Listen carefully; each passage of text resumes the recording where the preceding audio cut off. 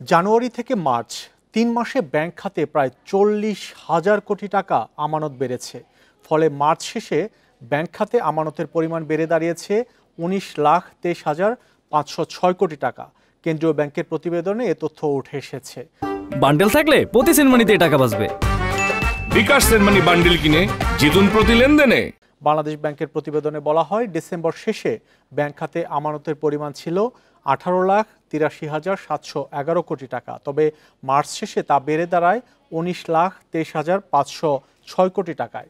সেই হিসাবে ব্যাংক খাতে সুদহার আমানত বেড়েছে ৩৯,৭৯৫ কোটি টাকা গত বছরের একই সময়ের চেয়ে, যা ১,৬১,২০২ কোটি টাকা বেশি।